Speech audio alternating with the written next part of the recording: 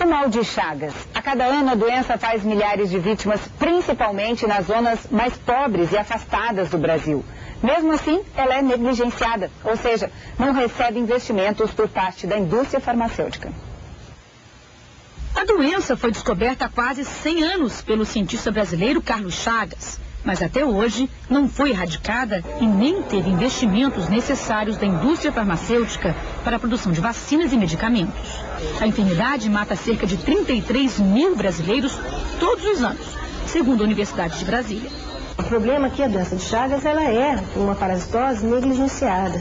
Por quê? Porque ela acomete populações carentes de países subdesenvolvidos ou em desenvolvimento, né? Que são as regiões endêmicas da América Latina. Então não há um interesse das grandes indústrias farmacêuticas para o desenvolvimento de novos agentes, identificação e desenvolvimento, né, de novos agentes que possam substituir os atuais utilizados na clínica, que não são eficazes. Por que não tem esse investimento? Porque há pouco retorno financeiro.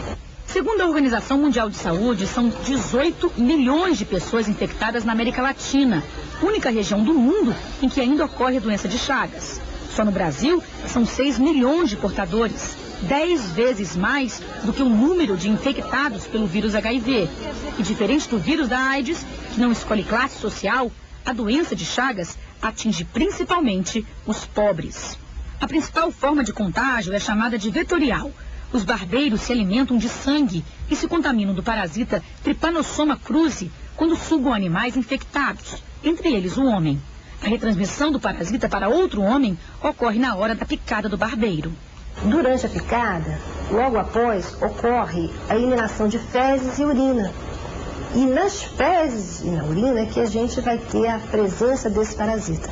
E o que acontece em seguida é que, se tiver uma ferida, o parasita pode ganhar acesso direto às células e invadir, infectar as células daquele tecido. Ou então, frente a um processo alérgico, né, a pessoa coça o local da picada e acaba introduzindo na ferida as fezes e urina que contém, então, o parasita. Mas há outras formas de contágio.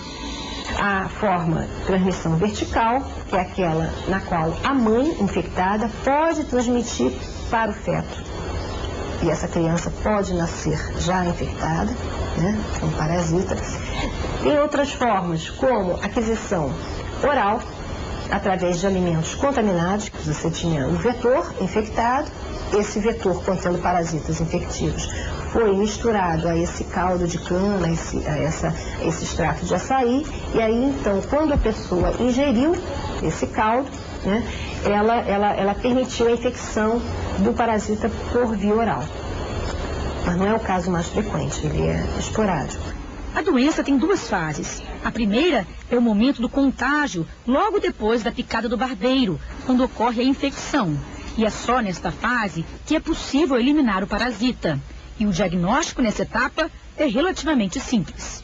Infecção, que é caracterizada então por essa parasitemia patente, onde você evidencia a presença de um parasitismo no sangue, e isso é um diagnóstico feito através de ensaios simples, com observação direta ao microscópio, né, de uma lâmina contendo uma gota, né, do sangue da pessoa com suspeita de infecção.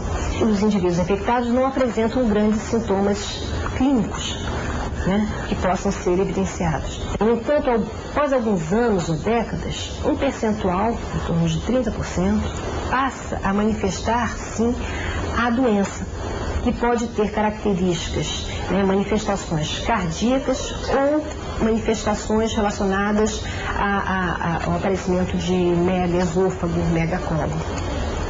E aí, então, essa pessoa, ela precisa, né, ter cuidados especiais, que pode, inclusive, levar à morte.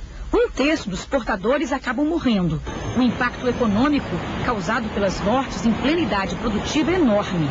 Passa dos 18 bilhões de reais por ano em toda a América Latina, estima a Organização Mundial de Saúde.